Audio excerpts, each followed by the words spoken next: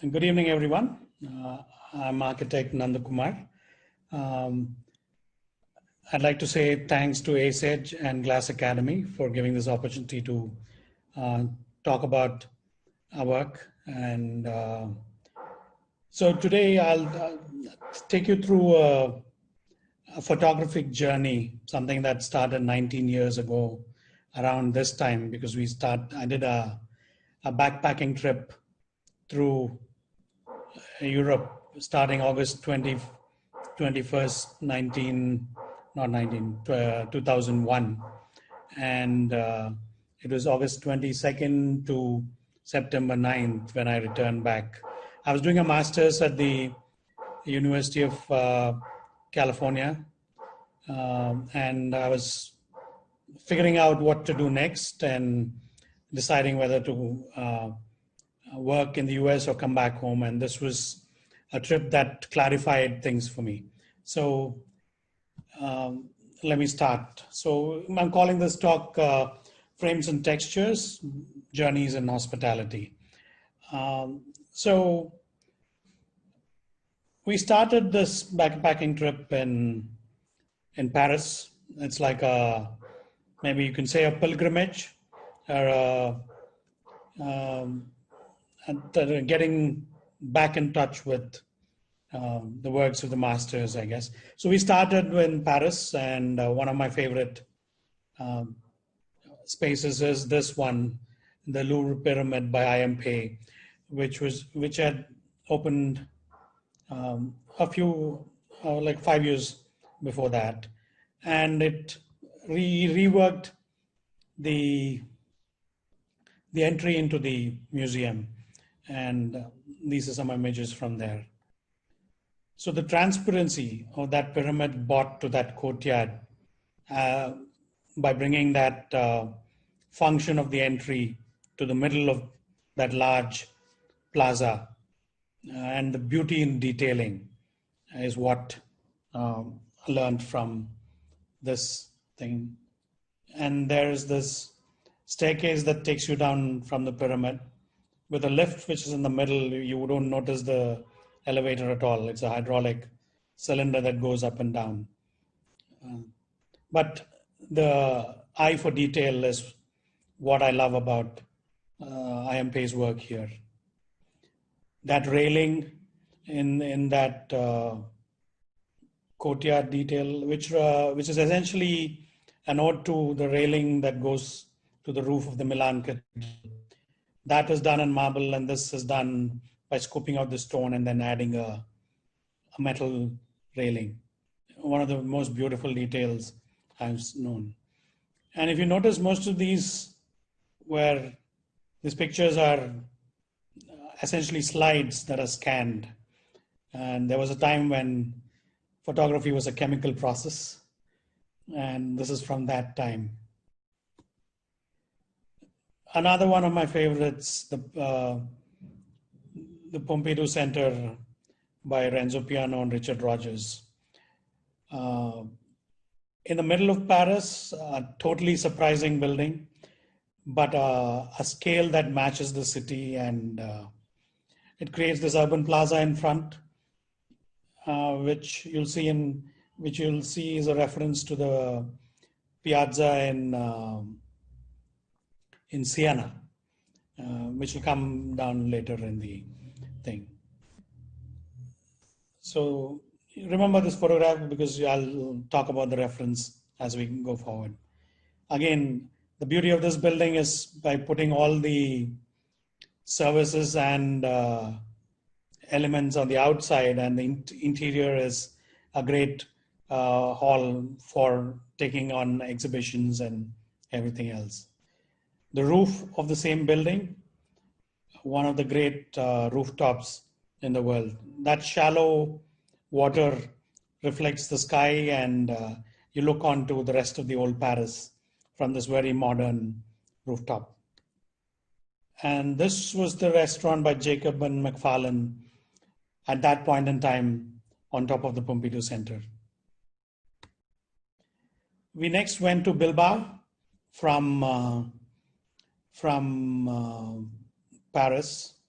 essentially we landed in Paris, and then the actual trip started, I guess, from the north of Spain in the Basque country, the Guggenheim Museum in Bilbao by Frank Gehry.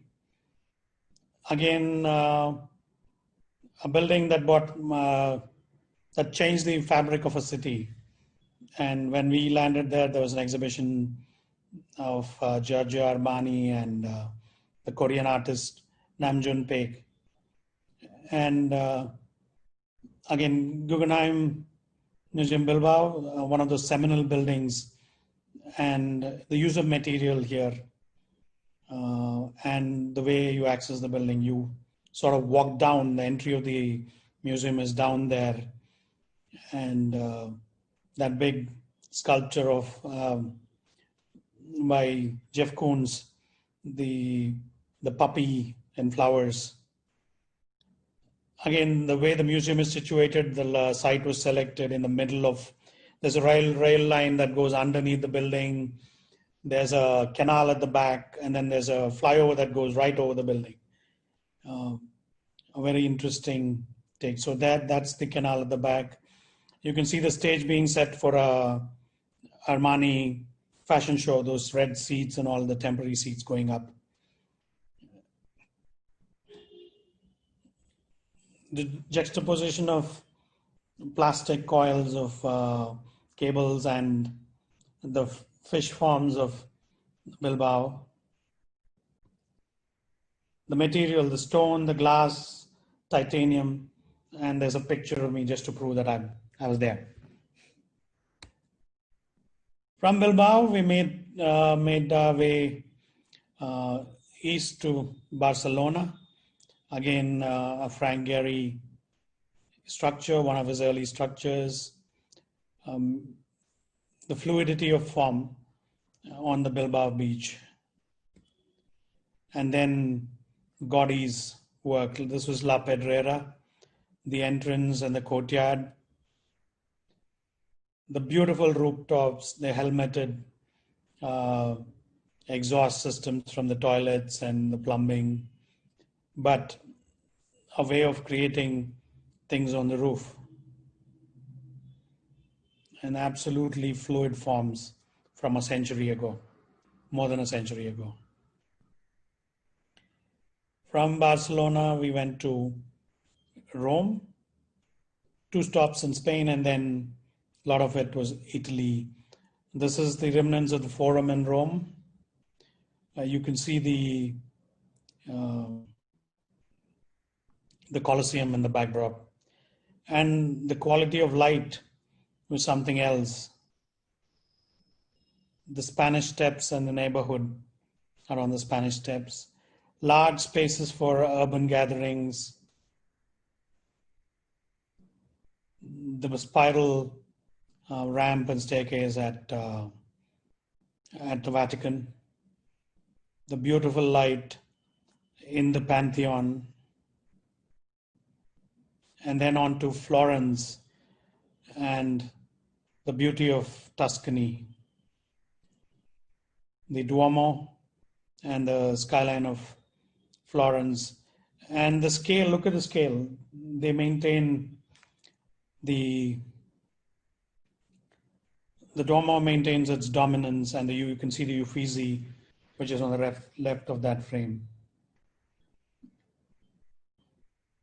And then the cityscape from the top of the dome. There's a beautiful scale that they maintain.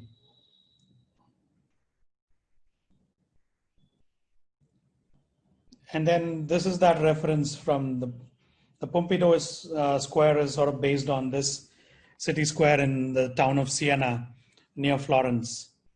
And this is where the famous race called the Il Palio is held. They fill this whole square with mud, and then they have a horse race between the 11 counties from around Siena. 2 frames, one looking through an arch into the square and one looking up the square at the Campanile. And then life around the square. And then the rolling hills of Tuscany, we were driving to this town called San Gimignano. This is San Gimignano, which is it's called the Manhattan of the medieval times, and each person sort of built the tallest tower he could in his property. And this town is made up of all these towers. So from a distance, you'll see multitudes of these towers. And what you see is the top of the hill in that town. And this is where you get some of the best gelato in Italy. Again, making way up to the end, the souvenir shops. That's the movie theater in San Gimignano. It's an outdoor theater. And then the textures of the stone walls and the little details. And then we go to Venice, and this is the main street of Venice, the Grand Canal.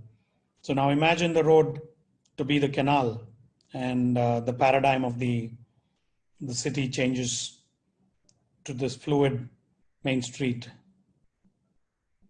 The taxi parking outside the hotel,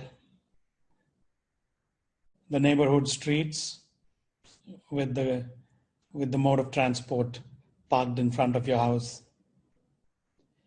And then from Venice, we went to Rotterdam, and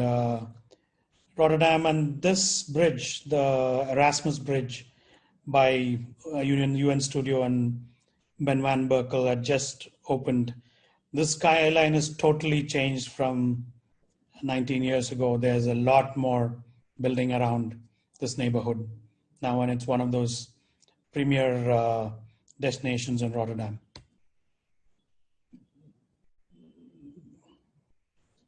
Again, modern details of lighting of the bridge and the small,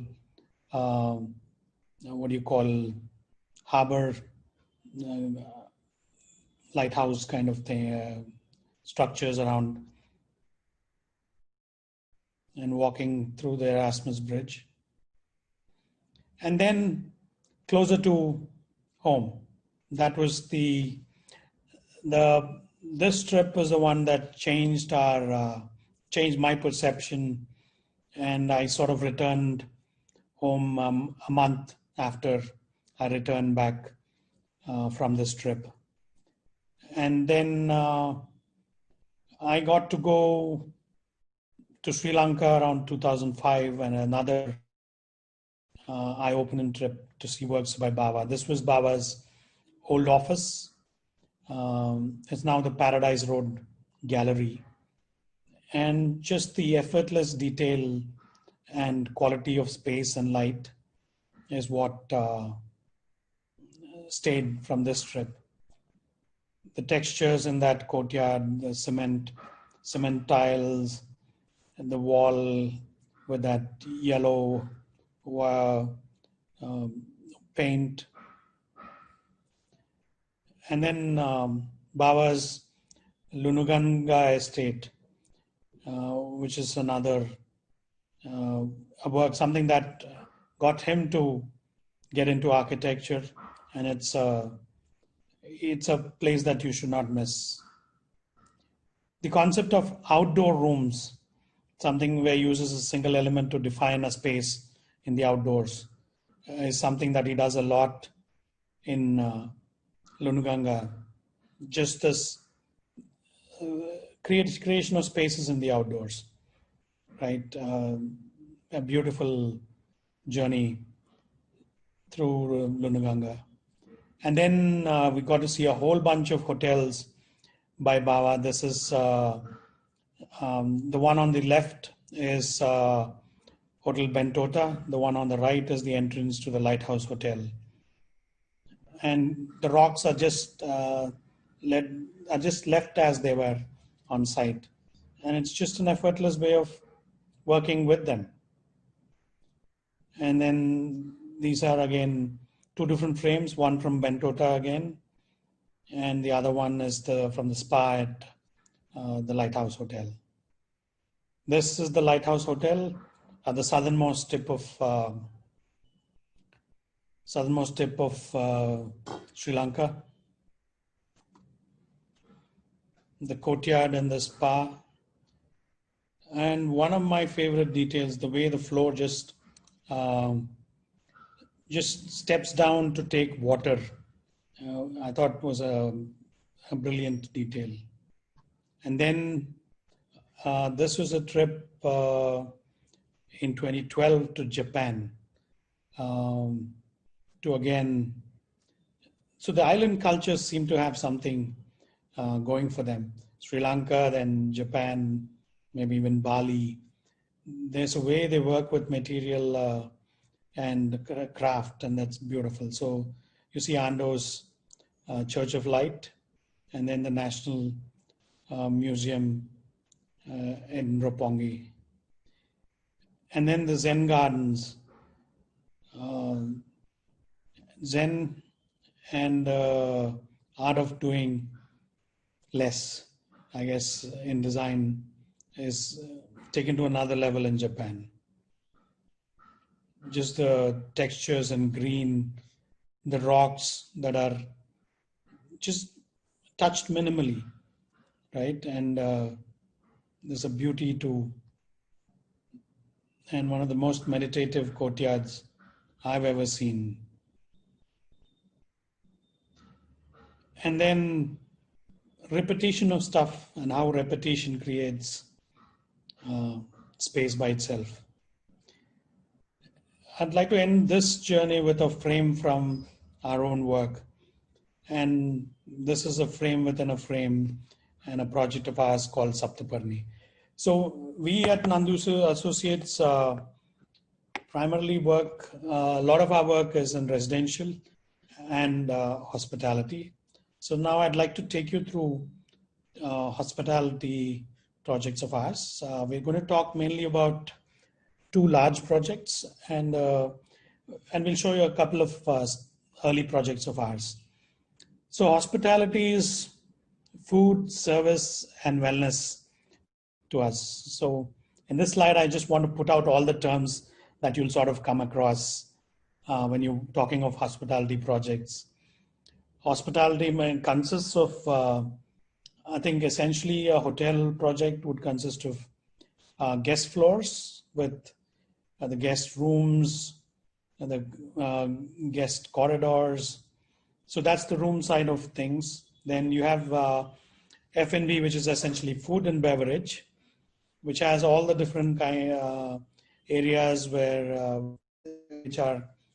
where you get food service, the bakery, the bar, the all-day dining, specialty restaurant, and then banqueting, which is also part of F&B, but it's got its own way. So these form the three essential parts of a hospitality project, and they're backed by their kitchens. Normally, there might be banquet kitchens, there might be other kitchens, but sometimes there's a single kitchen that serves all purposes. And then you have what is called the front of house, which is where the guests are greeted and and then the back of house, which is BOH, which is what keeps the hotel running. And all these are backed by engineering and housekeeping, which engineering is something that runs the place. Housekeeping is what keeps it running in its spick and span condition.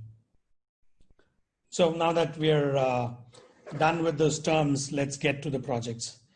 So every practice sort of starts with small F&B projects. So we started off with two small projects which were we were redoing a pub. This was called the Torque, and as from the name, the concept is based on what do you call automobile parts. So we use parts from the automobile to create. So these are sections from that space, which is essentially in the stilt of a hotel Green Park in Hyderabad. At that point, this outlet was called Torque, and the brief we got was based on these automotive theme. So, and this is how we did. We used all kinds of waste parts to create artwork on the walls, partitions, And then the bar seats were crankshafts from, and the base was a tire thing, and these were the bar stools. So there are more images of that. The ball bearings formed a detail on the bar counter. Then we cut up a Jeep, which is what greeted you as you entered into the space. And other images. So you can also see a scooter seat used as a bar stool at the bottom of this picture. And then there's a part of a BMW car that had to be removed because of an accident to the owner's vehicle, and that became a part of the bar too. And then another small bar in the same hotel called Mustang. So we redid the space with the bar. The bar counter had a detail which looks like folded fabric, but it's actually in wood. And then we had the small red lighting detail above the bar. And then the tables were lit by themselves. And then when you put alcohol or anything liquid on it, it sort of glowed with a different. So this was those initial projects we'd done for that chain. And then we come to our interior project. We've done hotels both as and interiors. So this is the Hotel Marigold by the Green Park Group. This is interiors for the hotel that we've done. We've done the restaurant, the Mekong, the Saffron Sol, which is the all-day dining, the Mystique Bar, and the banquets. So hotels normally need a team working on this. So this hotel, the architecture was done by Upasni Design Cell out of Bombay. We, Nandu Associates, did the interior design. United Consultants from Chennai were the structural designers for the hotel. And SKM from Bombay did all the mechanical services. There was no lighting consultant on this job, so we did most of the lighting and coordinated the services too. And landscape was by Naveen Panuganti out of Hyderabad, Naveen Associates. So this is the plan of the ground floor, which has all the guest areas, public guest areas. So the big gray area you see in the middle is the large kitchen. So this hotel has a single kitchen which serves all the food outlets. The top left is the restaurant Mekong. The middle atrium is the coffee shop, Saffron Sol, also the all-day dining. The reception and the waiting is at the bottom on the left side. The bar Mystique is in the middle on the way to the banquets, and the large violet colored patch you see in the middle is the large ballroom called the Peacock Ballroom. So this is the essential layout, and I'll sort of take you through a small tour of the place. So as soon as you entered, since it's Hotel Marigold, you're greeted by these Marigold sculptures by Alex Davies in a small water body. And this becomes the focal point as you walk into the hotel. And the brief for this was a business hotel, slightly a classical way. They didn't want to go completely modern, something that's a bit timeless, which works over. It's not of that just a few years, but it lasted at least 10 to 15 years. So what you see in this picture, the two reception tables at the back. Then you see that slight curved wooden detail, which essentially takes your eye up into the atrium, the central atrium, which is over the coffee shop in the hotel. So the wooden detail also hides the service floor, which is a unique detail in most hotel projects. That's the section through the atrium. The hotel itself is 3 room floors and the lobby level. The lobby level has height, and you can see at the bottom the service floor detail. what we did was to unify the atrium, we created this frame with jalis from details taken from Hyderabad's multitude of jali work that is there. So we referenced jalis from the Charminar and a whole bunch of other old Qutub Shahi architectural details. And then we have these lights in the form of these floating laser cut ply lights. This is the waiting area in the lobby, the reception, and that's the saffron soil. And you can see details of those jali frames and those lights. So something that we do when we work on hospitality is to work on almost every detail, including color of what's on the table, these things. And there's an interest in food that I sort of take to my hospitality projects. The next thing within the hotel is the Mekong restaurant. Something that's very dear to us, something that we got to do a lot more than just design the space. We got to work on the menu with the team, the F&B team at the hotel. And we got to name the restaurant. We picked the name from a book called Hot, Sour, Sweet and Salty by Jamie Duigood, a Canadian author who did a trip along the river Mekong, starting in Yunnan in China, going through Burma, Thailand, Laos, Cambodia, and Vietnam, where the Mekong finally reaches the ocean. And the book was a cookbook and a travelogue along the river Mekong. And that's where we got the idea for the naming of the restaurant, the food content in the menu, and also a lot of the design cues from there. And if you see the layout is sort of, that curve divides the area into two, which is divided by just the flooring detail. One is the detail at the bottom is something that works like wood. And the contrast to it is that smooth granite flooring and rest. So there's a PDR, private dining room, in the upper right corner, and then a central live kitchen, and then seating on either side. We had a service floor that runs above the restaurant, so we had to deal with it, where we did services coordination and all that. You can see that at the bottom.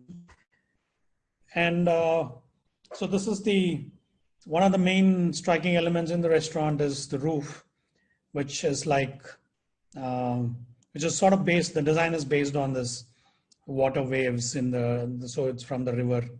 And if you look at the stone detailing, the granite at the back near the bar is all stone that's used in water bodies, but we use it as just referencing something. And then you can also see blue fabric. So normally Pan-Asian restaurants have this red details and all that, but we wanted to keep it more thing. So there was a choice in picking Celadon green as the choice for the plating and crockery details. And blue was the primary color within this thing. And then there's a reference to these bird cages that are kept all over shops along the Mekong. So there's more of the detail of this CNC cut roof panels that are hanging and form this kind of actually the design was picked up from a Jeffrey Bawa sketch of water. And then you can see paper dividers made in paper, handmade paper by this artist called Jenny Pinto out of Bangalore for this semi-private sitting area. And then we used jalis with motifs from the Mekong on the windows. And then you can see the other details. We just happened on these birdcage lights when we were on a sourcing trip, and they just immediately we said yes. Otherwise, we had a fabric detail lights in the original design. This is a view of the kitchen. So the roof was supposed to be reflected in this smooth granite flooring at the bottom. And then this is the private dining area with, again, the fabric paneling representing water. And even the choice of the chairs with the curve of the chair and all was based on that water motif. Next, we go to the bar called the Mystique. So here we were presented with a room that had 3 unequal sized columns. And we made those columns the focal points in this. We have a bar against the wall on the top left, and booths on the right side of the thing. So this is what we use those columns as. A concept that sort of came off from, you could say, the fire tree, the Gulmohar tree. And we used those large flat cylinders as elements that unify at the same time, create these seating arrangements around it. You can see the bar in the foreground, which has these fingers that allow for groups to sit around the bar and get served. And we used the bottles, used wine bottles as a screen to the public space, which is outside, which leads to the banquets. So at the same, you see the light, but at the same time, you get privacy through this. And then if you see the white screen behind the bar, that backdrop is created with used water bottles from this company called Qua. And that becomes the backdrop with the lighting, makes it a different range. And the red comes from the use of just simple blouse fabric, put on a stitch detail, put on a pipe, and just tube lights doing the lighting. And it just comes out brilliantly in these pictures and at the space. So that's the detail, basic blouse fabric. And you can sort of see the bottles behind the bartender. And that's a different lighting circuit behind those bottles. And it's sort of this moving screen across the project. Then the banqueting facilities at Hotel Marigold. So we picked the concept, it was called the Peacock Ballroom, and that was our design cue. So you see the carpet design, which is sort of based on peacocks. And so the colored stone detail you see is the corridor around the ballroom, and there the meeting rooms are on the either side of the ballroom. The ballroom itself has a pre-function. This is the access to the banquet with the bar on the right side. The waiting at the start of the ballroom. The pre-function with a large mirror that reflects space, and also one of the ways of doubling a space by just using mirrors. And the detail on the wall also takes its cue from the peacock, the detail, the colors and all that. And we picked a single light element and used it in different configurations across the ballroom, the banquet. This is the banquet. You can see the peacock colored wall paneling, which is removable fabric panels in graded colors. The textures on the walls are to cut down sound reflections, so that you have those details on the two corners and the fabric panels to dumb down the thing. This room is quite colorful and normally doesn't need decorations that other ballrooms need, and a lot of parties and events go on without too much decoration. But it also has the way of taking whatever is needed for decoration if needed. More details from the ballroom. So the Peacock Ballroom with all its colors that are derived from the theme. Then we come to this other hotel project that we were working on at the same time. This is a 216 room hotel for a prominent pharma group in Hyderabad. Now, this is a project we were associated. We did the project report first, then we were part of this journey right from the first dig on the site to the finish on this. Again, the large. So this was our first hotel that we were designing by ourselves, right? And it's normally good to surround yourselves with great teams, and most of the team that work with us are with a lot more experience than us. So we were the architects for the project. Pool Associates, Ed Pool from Singapore was the interior design consultant. United Consultant Chennai was our structural design consultant, and he was pivotal to the way the project shaped up. SK Murthy from Mumbai was mechanical services. And we had Babu Shankar from Integrated Lighting Design, Los Angeles, as the lighting consultant, and Design Cell Delhi and Bangalore as our landscape partners on this job. So as you're going to the high-tech city, you suddenly see this break from all these regular buildings. There's a building with this big void in the middle, which gardens, step terraces, that gives you a visual break from the rest of the buildings out there. This is the Hotel Avasa. It is one of the first hotel of it built by this group of clients. The client wanted a project that would define the design direction for a possible chain when they wanted a design-based solution for a business hotel. They were clear that they wanted to break the image of a conventional hotel box.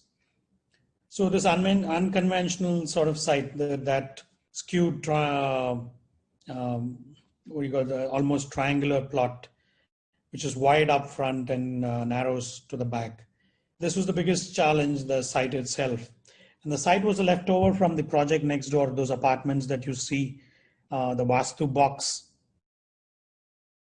We had to use this site as a thing.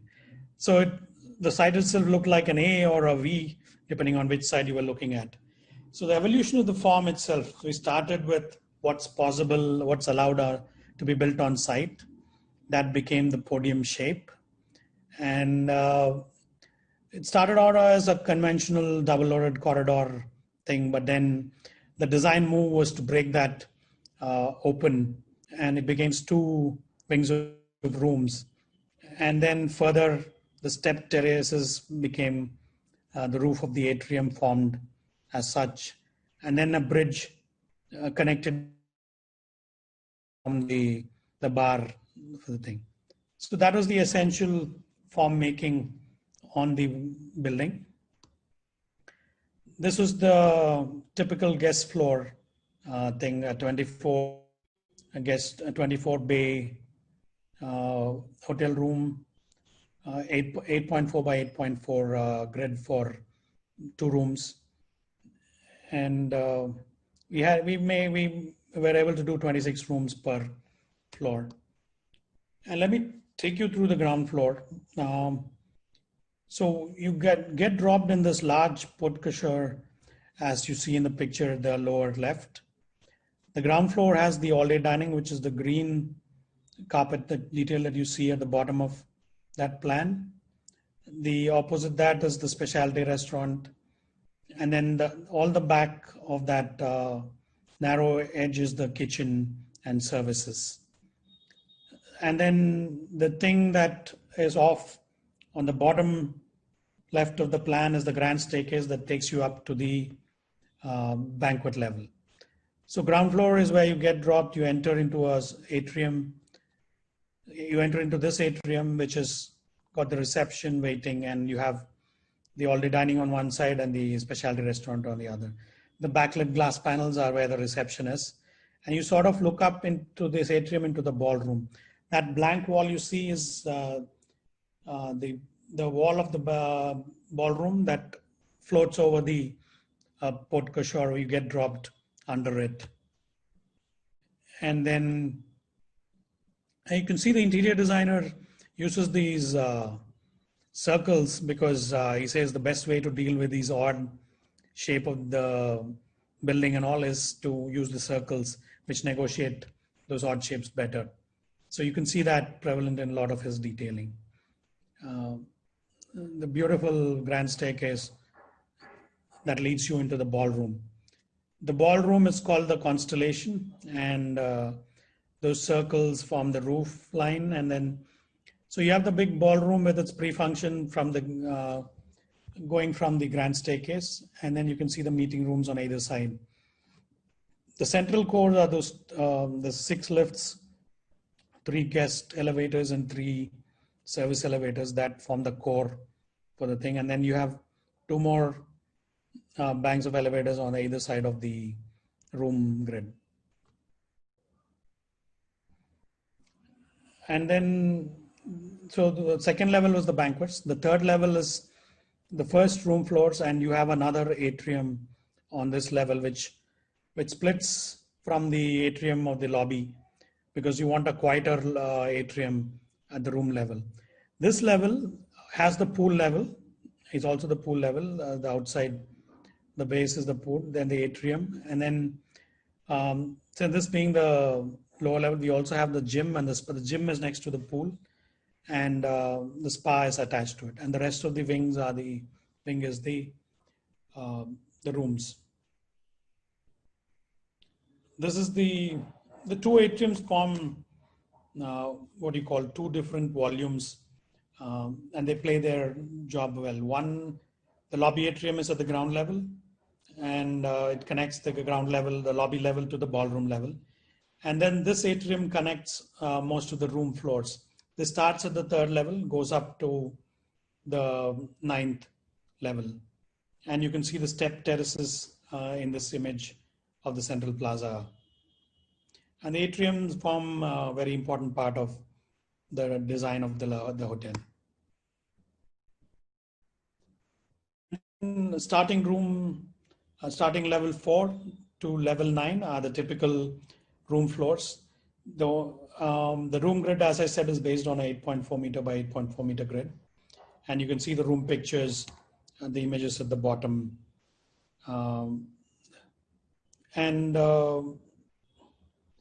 This hotel had a different brief. It is in the high-tech city, and it had to cater to this young, energetic engineering crowd, right? And that was a brief that we designed the hotel to, and the interior design designed his interiors too.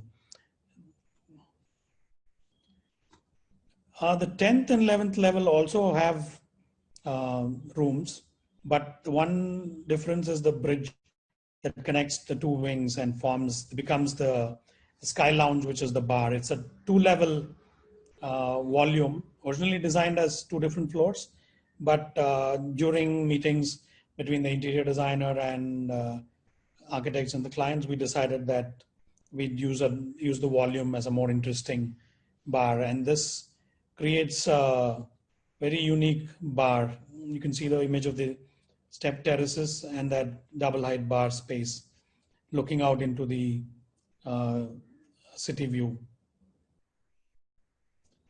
The building sections were the most important diagrams for us in the design process. Essentially, they were the most important drawing, and this is where we fixed the volumes and all. The way you look at those step terraces from the road level and all that, they work perfectly for us, and you can literally see up through the terraces and those terrace gardens from the road. And now there's a metro in front, and as you going in the metro, you would see this being totally different from anything around, I think. And that's our section. So we have 3 basements, which are parking and services, the lobby level, the banquet level, then the atrium, and the 9 room levels. There are 3 important bridges. One that connects the 10th and 11th floor, which you see in that image. The other is at the 4th level, which becomes the business club, which is in with those blue furniture. And the swimming pool level itself, which is the podium. So this is the interior view of those, looking out from the atrium into the step terraces on the 9th floor. So the corridor sort of gives you, and all the terraces are facing the north direction. So there's literally north light without any direct sunlight coming into the atrium, but it's lit all through the day. And the interior design followed it by doing minimal lighting in the atrium and the corridors also. Structural system. The contribution of the structural engineer to this project is enormous. He's got, we have used a flow post-tension system for the large span roofs on the banquet level, but the variable truss that forms the bridge structural system, which you can see in that image, it's 27 meters span on the front and 24 meters at the back. And it's a 3-level variable girder that works together as a single beam to support this structure. And another variable girder forms the bottom of those step terraces that supports the rest of the terraces on it. That bottom 3 floors work together again as a structural system, holding up the rest of the terraces. The atrium and those exposed structural columns and the bottom variable girders clad in glass. Then materials and ideas. So our flooring is from a local, when it's engineered flooring with large slabs made in Vizag by this company called Pokarna, brand named Quantra. First time it was used, we used Wienerberger hollow bricks, terracotta blocks to form the infill and all the walls and everything. That reduced the loading on the structure, as well as it was quicker construction, easier to cut through and all that. We avoided alico bond cladding as much and kept it deliberately to the bare minimum.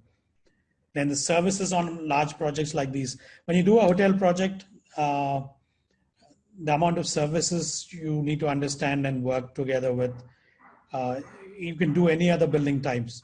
A hotel and a hospital are a fundamental project to learn about all kinds of services. And we used the central building management system for efficient utilization of energy and resources, solar power to augment the central boiler and water heating system. Chilling system, we found an efficient thing, and we, at that point in 2012, it was we used LED light fixtures in all rooms to keep the consumption to minimal.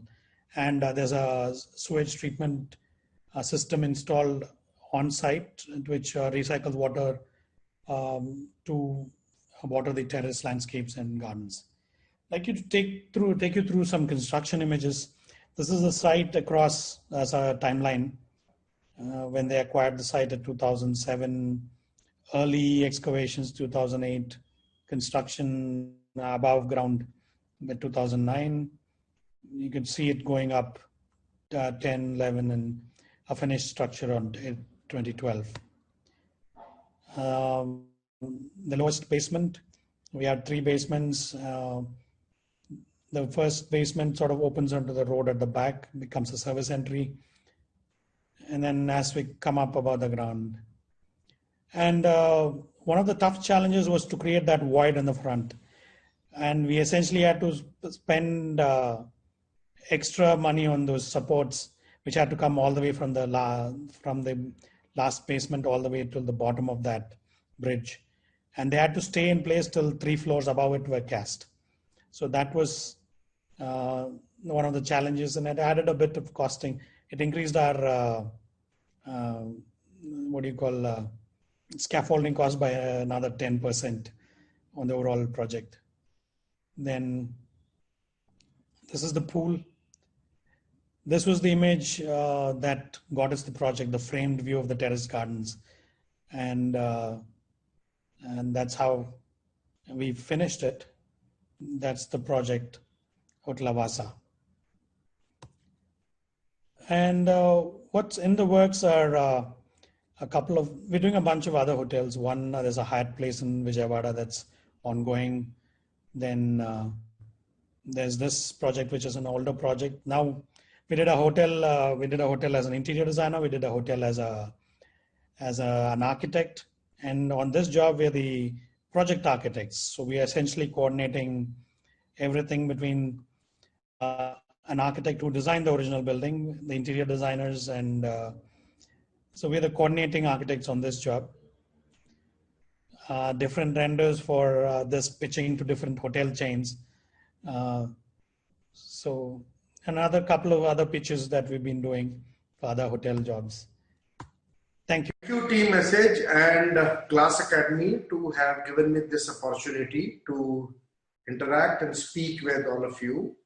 I am Architect Gyanendra Singh Shekhawat. I am based out in Jaipur. Our company's name is Ideas, and we work extensively in all the cities of Rajasthan, also in some other parts of the country.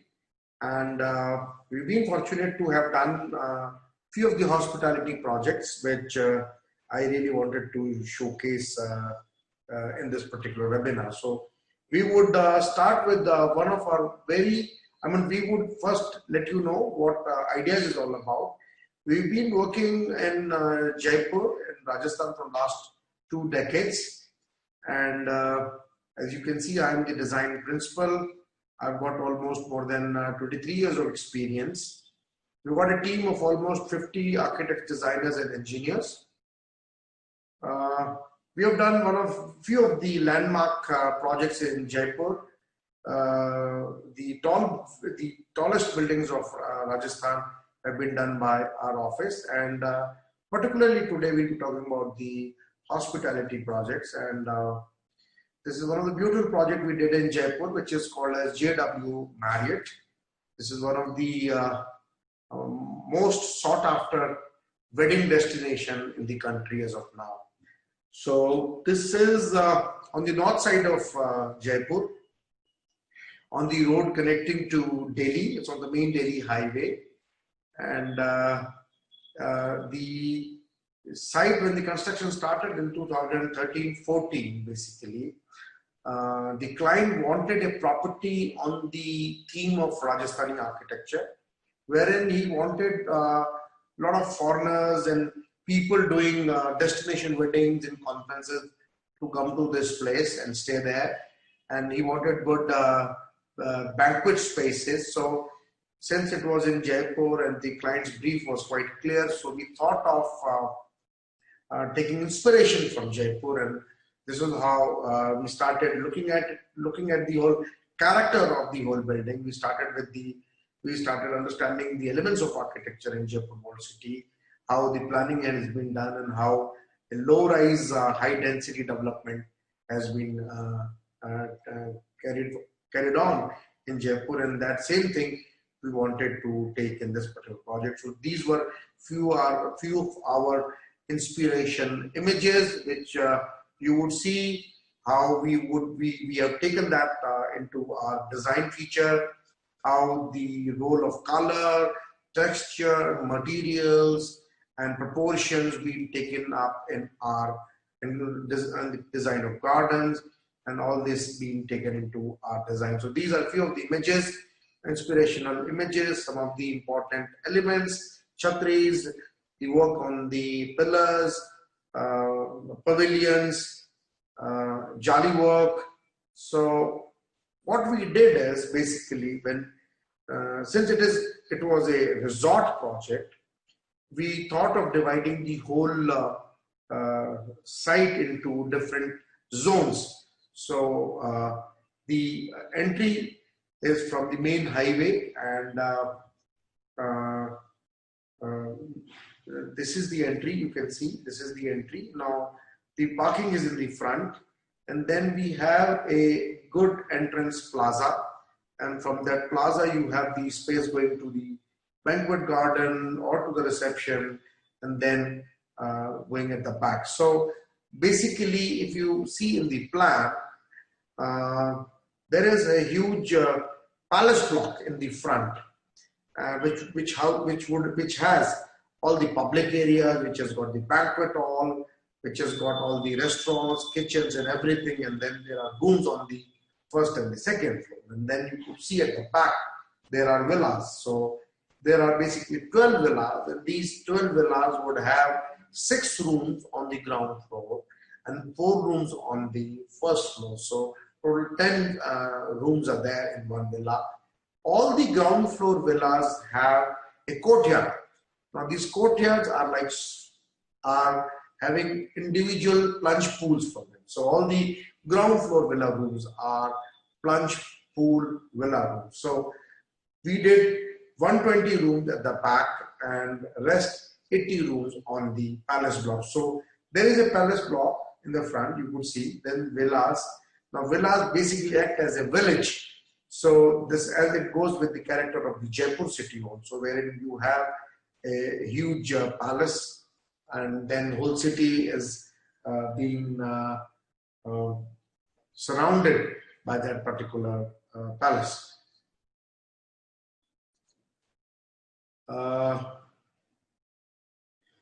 Now, these are the few of the inspirational, out of the inspiration from Jaipur, we have taken some of the concepts. You could see the design of the swimming pool, which is in kind of a stepped well kind of a concept, wherein all the steps are coming to the swimming pool side, and this acts as a center of the whole site. Now, this is the plan of the palace block. You could see the corners of the palace, which we have basically done in the form of a burj, and which becomes at the top watchtowers. So all the corner of these palace block, corner of the palace block acts as these chamfered burjes, and this is part of the room inside. So few of the pictures you could see within the villas.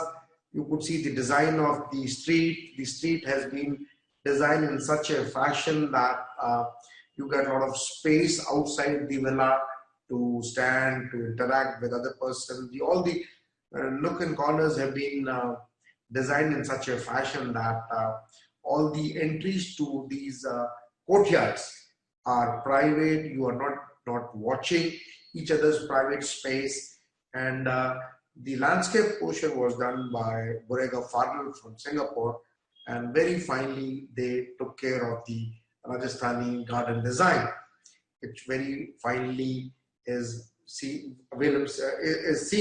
in the overall concept now. So you could see the architecture. We have taken the baradaris, the chhatris. We have taken the same jali pattern, the arch pattern. The main gates are little bit more celebrated. So the form of architecture basically comes from the Rajasthani architecture, and it is basically a very good modern palace for a modern day Maharaja. So this is one of our projects. Now the other project which I would like to talk about is a Marriott resort, which we would be doing in Ranthambore. So this is again a greenfield project.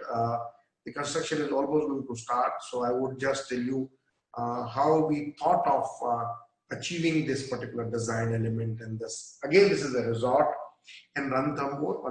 Ranthambore is a wildlife destination, very famous, very tourist friendly, and tourists are visiting this place for the Ranthambore Tiger Reserve. So we wanted to do a resort property for one of our clients, and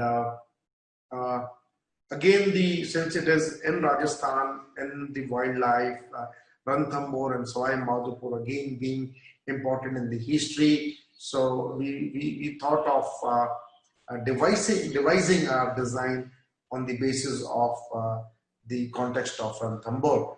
So again, you could see the site is a little bit away from the Sawai Madhopur town. It's very close to the jungle.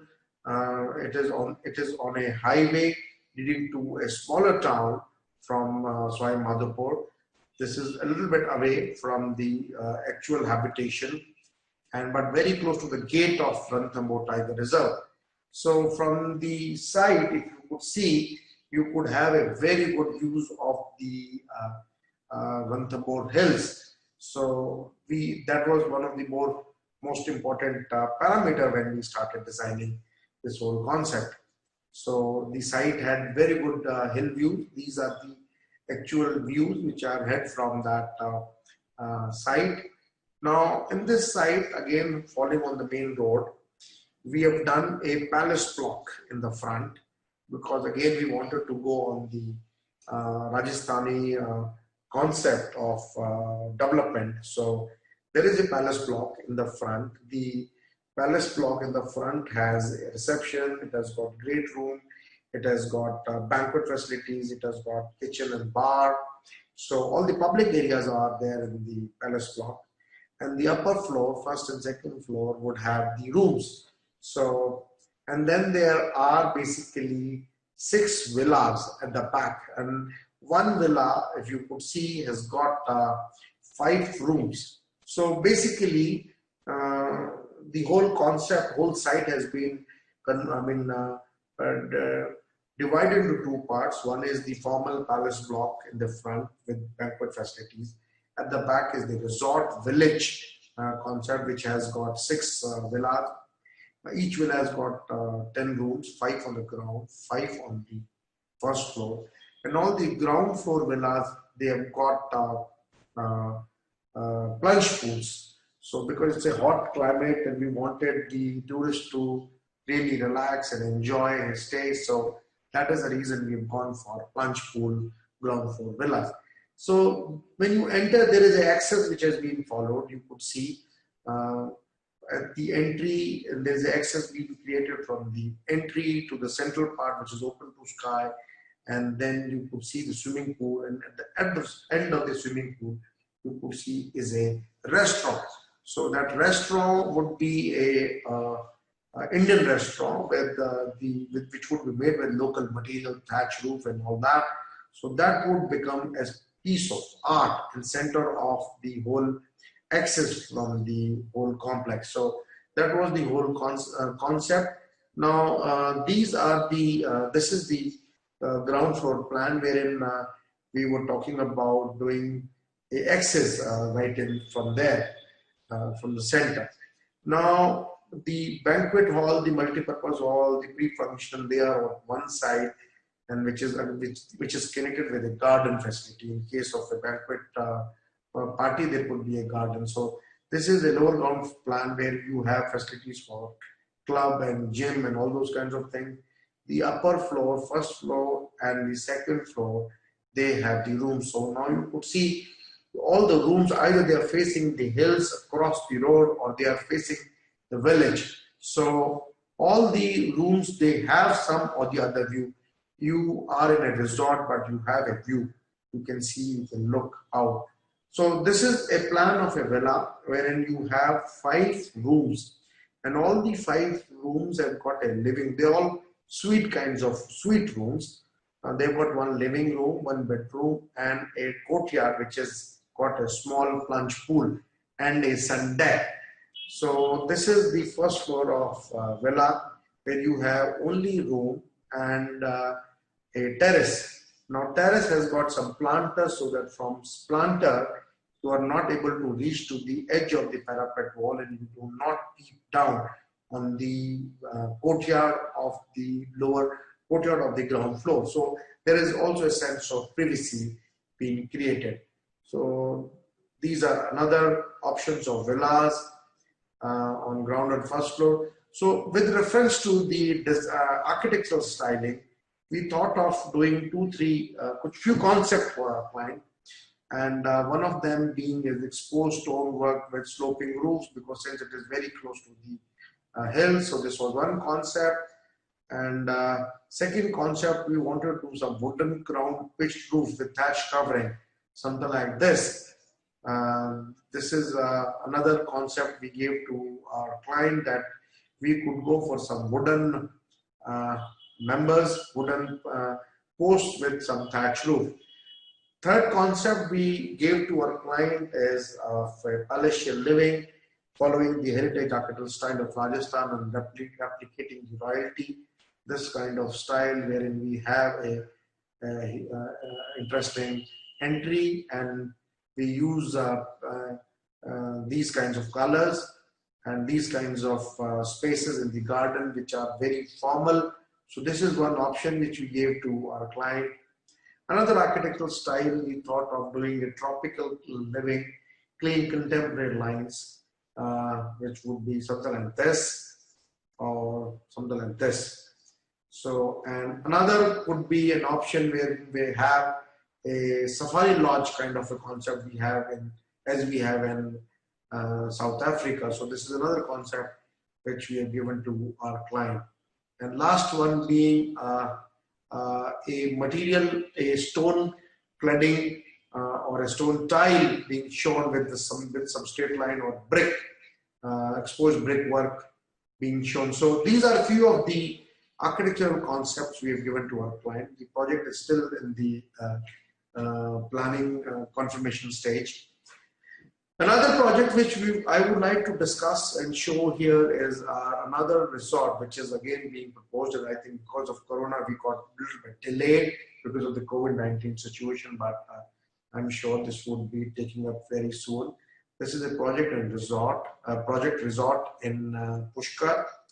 And when we started designing this project, we studied what Pushkar is all about, what is the city fabric, how site is located, and then ultimately we started our process of design. So if everybody knows, Pushkar is a very important religious town, very close to Ajmer, almost 10 kilometers from Ajmer and almost 110 kilometers from Jaipur, almost 2 hours from Jaipur. So it is very famous for the Brahma temple and also for the animal fair they have every year. So and then this Pushkar Sarovar, which is the integral part of the city, which is around which the whole city has developed. So we tried to develop our own design based on Pushkar. We wanted to take the inference from the design, from the development of Pushkar city, Pushkar town. So when we studied the Pushkar, it had a lake and few temples alongside lake, and city developed alongside the lake. And these are a few of these street elements, streetscape of Pushkar. We studied that, and again the location, views, another very beautiful views from the site, because there are hills around the site, and you could see the site is a little bit typical in shape, but we took this as a challenge. This is almost around 32,000 square meters of land, and which has got a road, one road on one side. So we also did a solar path analysis, sun path analysis, and wind analysis to devise our design. And again, as I told you in the beginning, we dependent upon, we were inspired by the development of Pushkar town alongside a water body, the Pushkar Sarovar, Pushkar Lake. So based on that, we started devising our concept. In this particular site, we thought of doing a axis in the front. We developed a major axis, and the axis was converging at a central point where we wanted to give a water body, and around the water body we wanted to do the villa. So the central part, the central garden has got a water body, which is the main swimming pool of the resort, and all the rooms which are in form of villas, because we do not want a multi-story building there. We wanted a resort kind of a architecture piece. So we thought of devising all these villas around that water body. But if you could see front, it has got some parking, the reception, and then public areas are there, restaurant, bar, and those kinds of things are in there. And on the right side, you have a banquet hall and a huge banquet garden. This abnormal shape of the site we utilize in as giving a private banquet space and so forth. whenever there is a banquet happening in the resort, the whole resort is not disturbed, and the banquet garden and the banquet hall, parties or weddings happening there do not disturb the whole complex. So you could see the front portion. This is zoom of the front portion. You could see the reception hall, and then from reception you have the other public areas, which are the all-day dining, the bar, common toilets, kitchen, and all those kinds of facilities. And then on the right side, you see the banquet garden and the banquet hall. So the back of the house activities are in the basement, and indoor playrooms and TT and spa, they're also in the basement of the main block. So on the upper floor, you have 19 guest rooms. So few rooms we've tried to put in on the first and second floor. So 38 rooms are there in the main block, which is the public, public block, which is the main block. And the size is almost around 41 square meter. At the back, you see is the main resort, where you have all the rooms overlooking the central garden space, which house a good size swimming pool. So all these are in the shape of villas. Each villa, if you could see, has got 2 rooms on the ground floor and 2 rooms on the first floor. So there are 4 rooms in one villa. There is a small staircase and which leads to first floor. And on the ground floor, the room size is 44 square meter, with a private small garden, which is 31 square meter of size area. And the outside garden has got a plunge pool again, and also has got a rain shower if somebody wants to enjoy the rain shower. And it has got the outer sitting area, wherein people can take the sun bath and can relax a bit. So this is on the ground floor, and there are 2 rooms. And on the first floor again, you could see it has got same room, but it has got a balcony on both the sides. One side it is balcony, another side it is a kind of a terrace, which is from where you can see the whole central area. Right, sitting from there, you can see the huge swimming pool in the center, and you can enjoy and relax. So there are 2 rooms on the ground floor, 2 rooms on the first floor. So then we did one suite block, which is if you see it in the key plan, it is it is here. So we did one suite. Now this suite had 1 living room and a huge plunge pool and a huge garden. So it is almost around, suite room has got almost around 55, and another one has got 89 square meter of area. So it's a huge suite. Again, first floor, they've got terraces and balconies on one side and terraces on the other side. So this is the suite block. Now, this is the sketch of the Pushkar resort. You could see in the main front, you could see the reception block and room block, and then in the back you could see the villa. So another angle of that villa, the side, this is the entry. You could see the welcoming entry. This is the center of the garden, which is a huge swimming pool. Everybody is, all the rooms are oriented towards that swimming pool, the central water body. Now these are the rooms on villas. You could see 1 room on the first floor, 1 room on the ground floor. The ground floor room has got a plunge pool, and that is the reason we have done the screen wall, so that at least privacy is maintained. So this is the these are another view, another angle of that villas. This is the courtyard of the main palace block.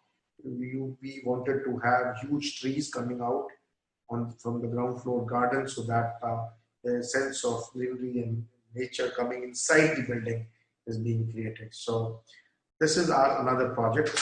Now, after Pushkar, I would like to talk about another project which we have designed in a city, Bikaner city, which is in almost northwest of Rajasthan.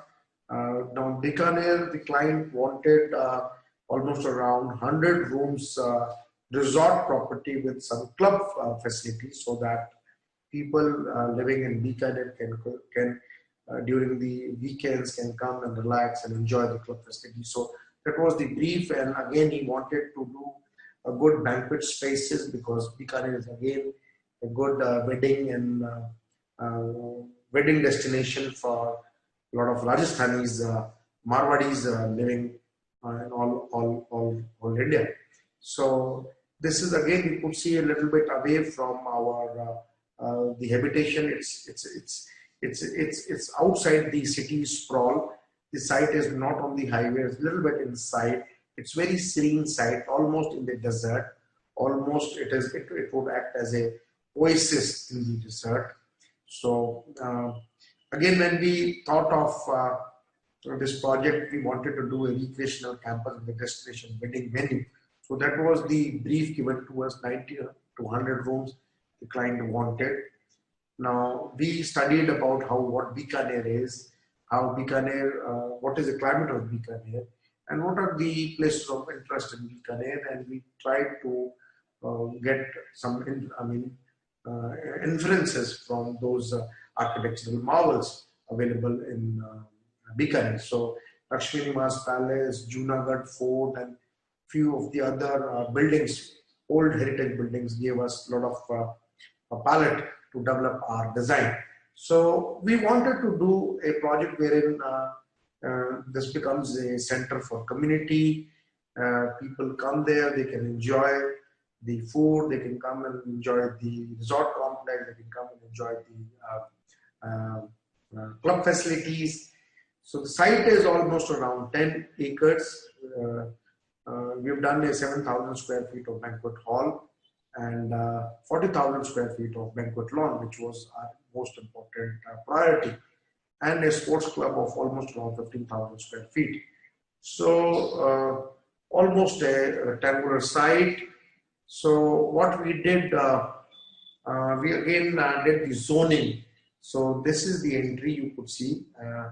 This is the arrival plaza, and we wanted to divide the traffic there itself.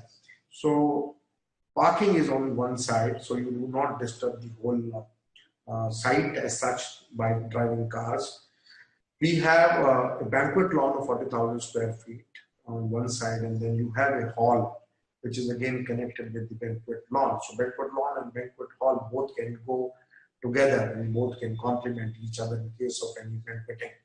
So this side is the hotel, which has got almost 90 rooms on ground plus 2 size.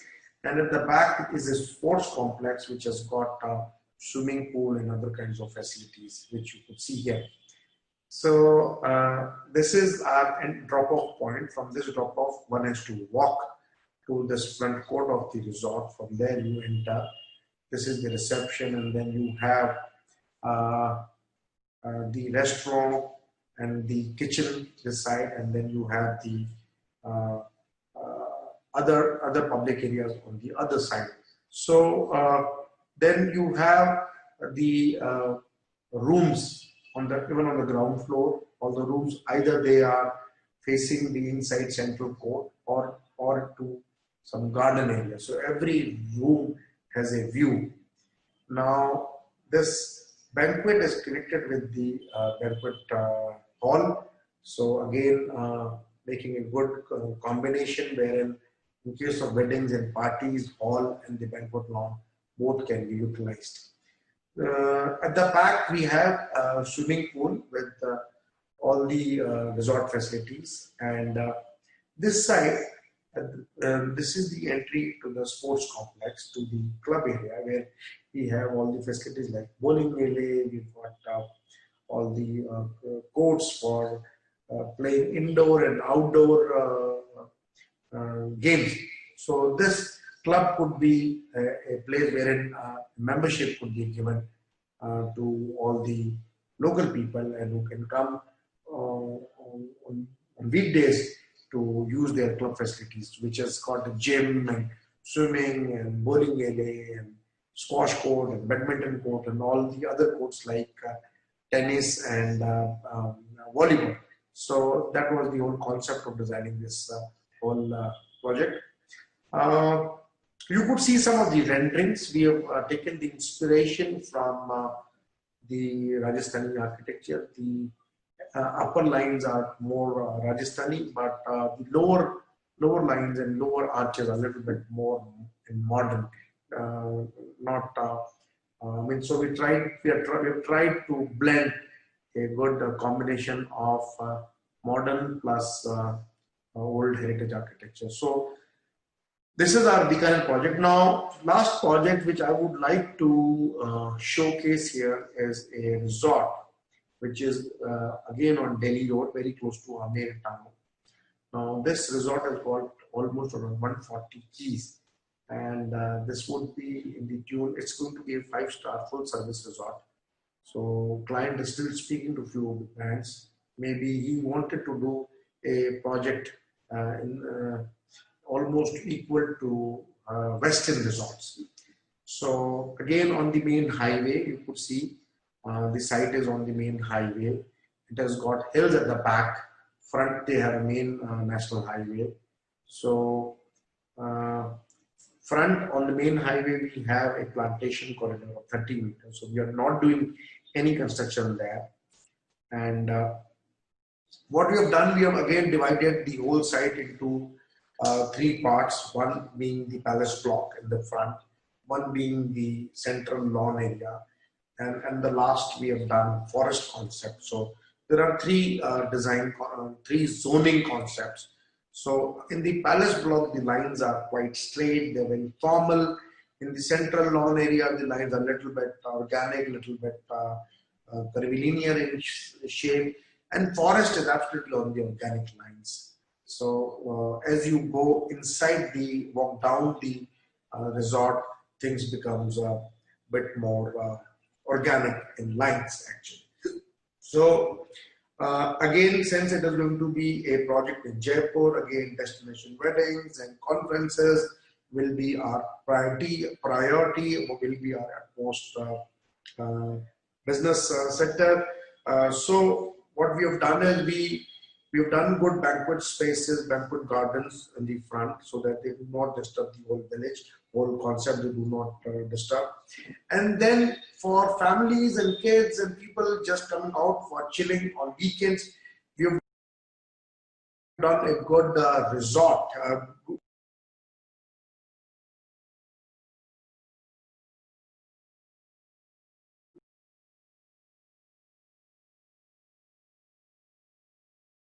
We've done a resort pool. So as we go in, you would see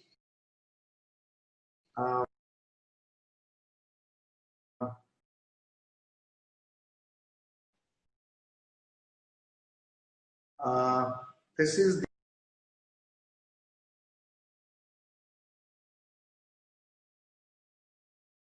the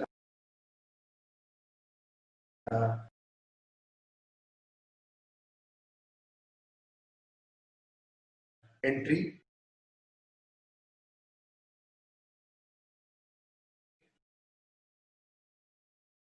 From here you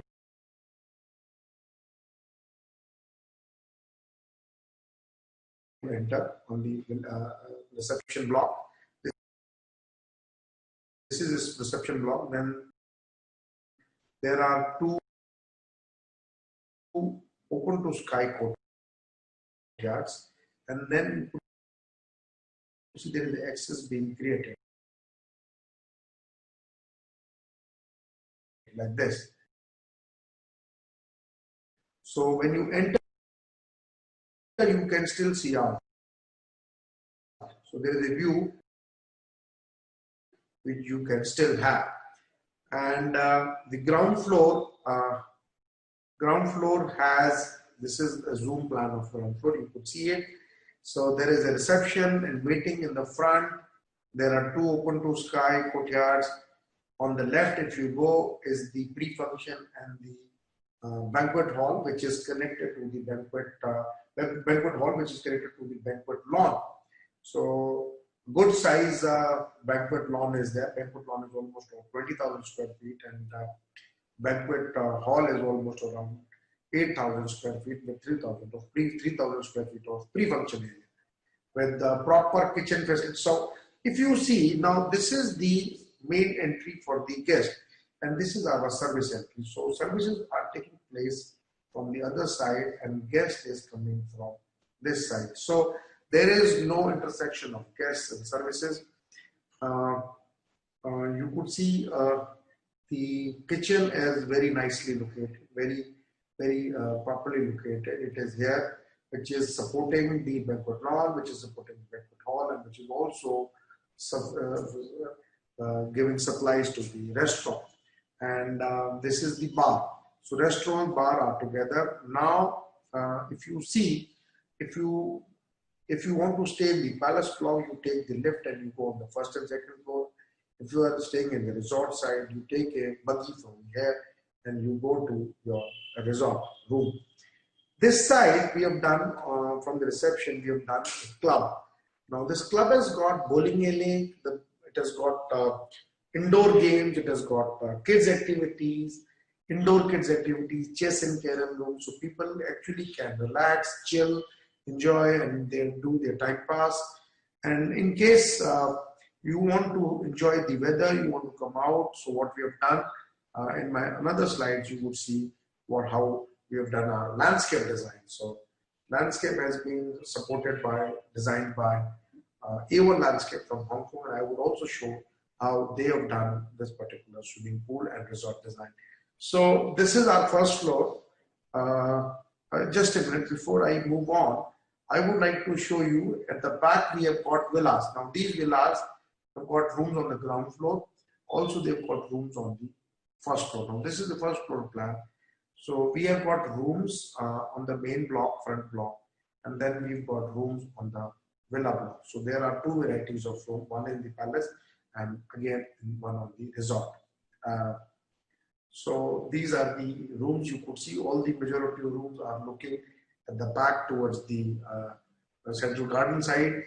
And this is the second floor. We've done some rooms on the second floor also. Now, with regards to the landscape and detailing, if you see in the front, we have done very formal kind of entry. One can come from here. He can alight here if he wants to go to the wedding garden, or the car can stop here and they can go from here. And then there are few parkings here, and parking is also there outside the our site. Now on one side, when you come out of the clubhouse, you could see swimming pool. Now you would see there are three water bodies which are being visible. One is the children play water body, swimming pool, where you have some slides and all, some interactive games for children and elderly also, but water-based games. This is going to be our main swimming pool, which is going to be organic in shape, and which is going to be the main swimming pool of the resort. And this side you see a pool. This is not actually a pool. This is a water body, and you have a island on that, and which island would be called, which would be utilized for some parties. So that would be a party island. And we also have a al fresco dining on the pool side, which would be kind of a grill restaurant, servicing to the poolside people also. Now, at the back you have a central huge garden space. Now this garden space could be utilized in terms of parties and other functions.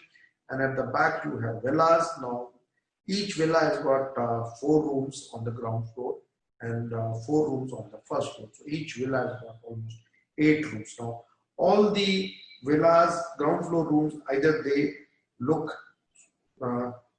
inside the resort, which is towards the central garden, or they look at the back, which is a organically developed jungle. So at the back, people can go out, relax, chill in bed. They can they can take a walk, they can take a nature trail, they can, so sense of privacy is there if you're staying at the back villas, because you're not able to see anything else except for the jungle concept.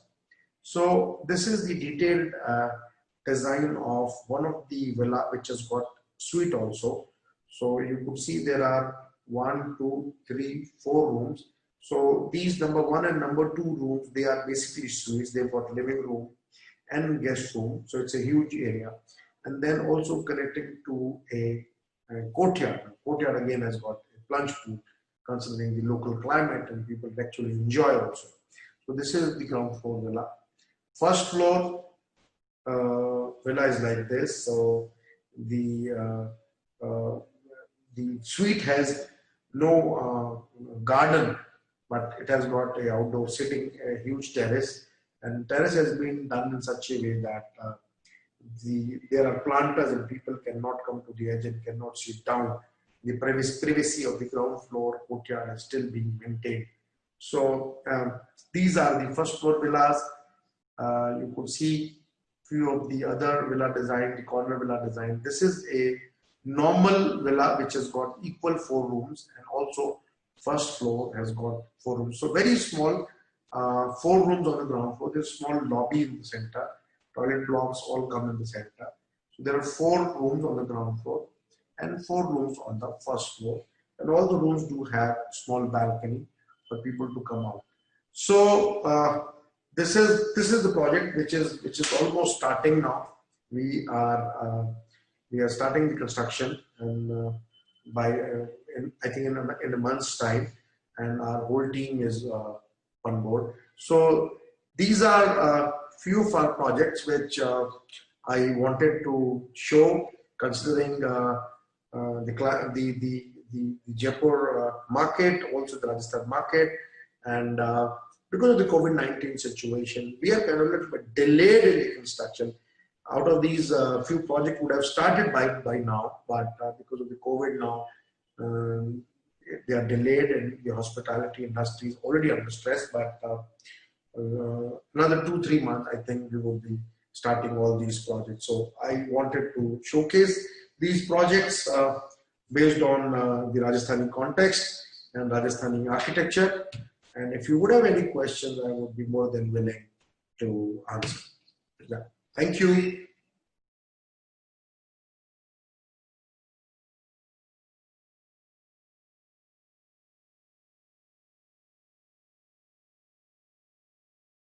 Those mesmerizing presentations that you took us through an experiential journey in understanding designing for hospitality. Architect Nandakumar, your talk was an absolute delight. As you know, we backpacked with you literally through Europe, Sri Lanka and Japan through the virtual medium, and that was such a beautiful experience, especially when at this time all of us are absolutely yearning to travel. And you actually took us not just through different places, but the values and design cues that you borrowed from each of those places that shaped you as a designer.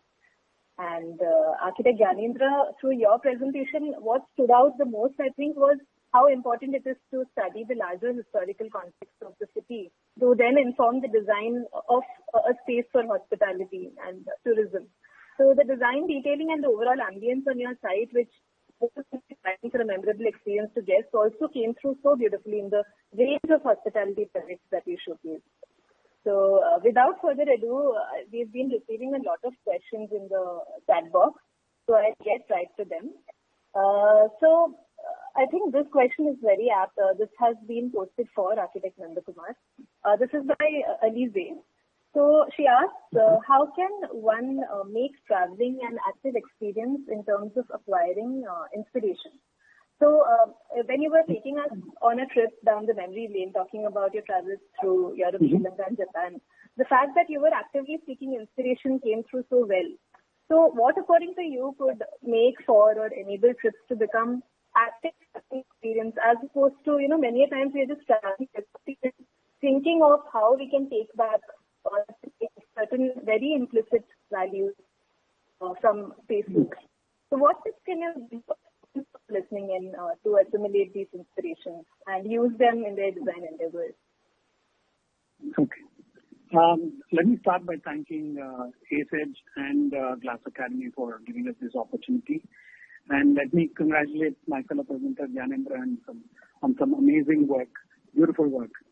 And let me take the question from there. Yeah. So that trip to Europe was almost 20 years ago. I'd finished with my master's.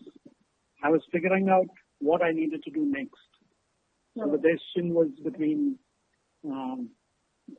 getting into film or animation and other stuff, or getting back home and getting back to architecture. So those 21 days essentially mounted the rest of my next 20 years, right? That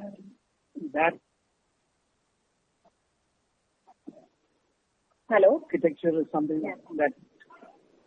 Can you hear me? Yes. Okay. So that trip is what clarified things for me. And I came back home the next month to start off my practice. Right.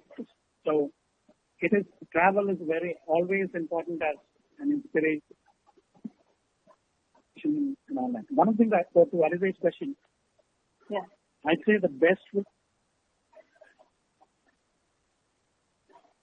Architect Nandakumar, you seem to be cracking up. Keep a sketchbook and sketch. Nothing is more. Okay. Am I clear now? Yes. Okay. So the best way of getting inspiration is to sketch. Keep a sketchbook and sketch things you see. When you sketch, you tend to notice more than when you just photograph and move on. I was shooting film when I was doing that Europe trip, but now I've gone photography is gone less. I prefer if you could sit and sketch. It slows down time and gets you more into your head, I guess. Yeah. Right. Thank you so much. In fact, it was such a delight to see the old photographs, the ones that have actually been printed out from rolls. So those were slides, and these are scanned slides. Right. Actually captured the kind of nostalgia from that time. And so we have a question for Architect Gyanendra. Architect Gyanendra, Anubha asks that how could the language of the resort in a metropolitan city reflect elements from the city context itself? So basically, you were talking about how design of cities and patterns influence the architecture of the projects that you showcase, be it Rajasthan or Pushkar, which have a certain historic importance and have been historically, contextually designed with respect to climate, etc. So in case of sites that are in cosmopolitan cities that may have multiple historic influences, like maybe Mumbai or Chennai, and that have various languages woven into the city fabric, how does one then design for hospitality in those very urban cosmopolitan contexts with diverse languages? Yeah, so thank you, Anubha, for this wonderful question. Am I audible? Yes, you are perfectly audible. So again, I would like to thank ASEDGE and Glass Academy for have given me this opportunity to present with Shri Nandakumar ji. And with this beautiful question from Anubha, I'm actually fortunate to practice in the city of Jaipur, which has got a very beautiful and a very powerful context. So in my case, while we were designing in Jaipur and we were doing it in Pushkar, the client's brief was clear because he wanted to do a property which could have actually, which he actually wanted for weddings and those kinds of programs as a destination wedding center. So we had this absolutely clear in our design brief by the client that the sense of belongingness to the city should be there. But it's a good question when you design for a city like Mumbai or Bangalore or Chennai, and when you have a cosmopolitan background, how do you do it? See, in that case, we just need to understand what is actually required out of us. If it is going to be a business resort, if it is going to be a business property, definitely the role of architecture in that case, similar to the city design, will not be there. Because in cosmopolitan, in that case, if you don't have anything relating to the city, it can still work because you are designing for a cosmopolitan society. But if the client brief is such that wherein he is requiring a connection between the city and the property, and in that case, I think Chennai has also got a beautiful context. Also, the context is there in case of Bangalore, in case of Mumbai. So it always becomes easier when you have a context to design with. And in cosmopolitan, yeah, definitely I agree. In that case, the role of the surroundings, role of the site, role of the exact location again would become important. But yeah, I know. For example, when you do a property in Goa, you can have the elements of Portuguese architecture. If it is a river view property, if it is a sea view property, maybe the elements would be different. So it all depends upon what kind of site is there, what kind of topography is there, what kind of climate is there. So all these things would also have an impact on deciding on the profile and the architecture of the resort. Yeah, so there are many things actually. Right. In fact, as you aptly put, the function, the purpose, the climate context, that would take precedence in an urban environment. As opposed to historic environments, you already have those woven in the historic settlements, which you can derive inspirations from. Exactly. So that would work as an advantage. Yeah. Because what happened, for example, when we were doing this Jaipur resort, JW Marriott in Jaipur, we knew that Jaipur, all city is famous for low-rise urban development.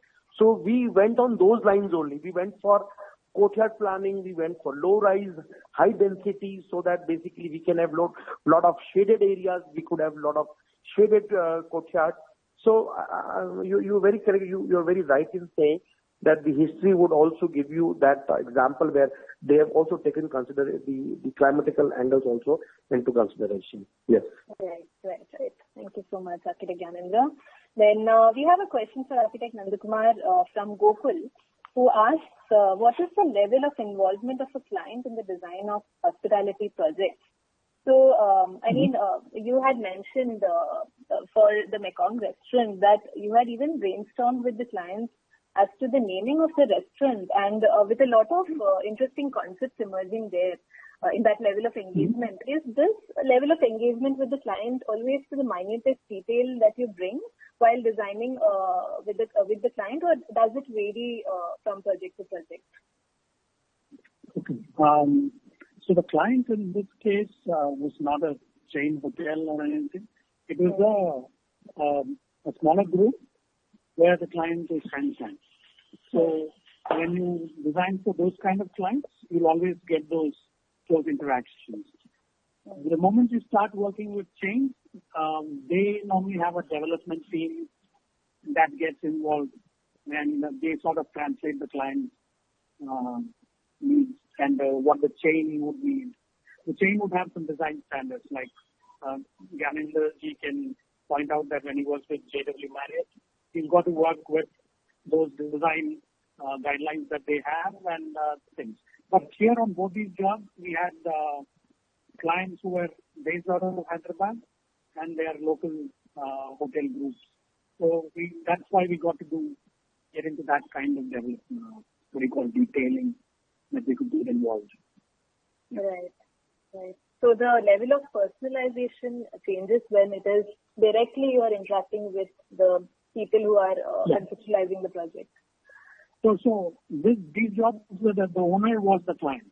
But some jobs, the owner would then have an operator, and then so you will get different layers of inputs. Right? And the owner tends to get a bit disconnected because he lets the hotel chain run the job. But there's always the exception given to that rule. Right? They're very involved clients sometimes. Yeah. Right. It will depend on the personality of the client as well. Yes, sure. Yes. Wonderful. So, Architect Gyanendra, we have a question from Shanti Priya for you. And she asks, how do you contextualize architecture inspired from heritage and historic architecture to the present day context? So, like in the architecture of JW Marriott, you had said that it stems from the traditional Rajasthani architecture. And I remember that you mentioned that it was a very modern day palace for a modern day Maharaja. So when you get projects that call for traditional visual styles, how do you ensure that they fit well with today's context and needs? Yeah. So again, it's a good question from Shanti Priya. See what happens in case of hotel, actually, it is a combination of many things. So when we wanted to, for this JW Marriott project in Jaipur, we wanted to give a Jaipur palatial context, and we took that context from the walled city of Jaipur, and that was the reason the whole architecture was done according to that.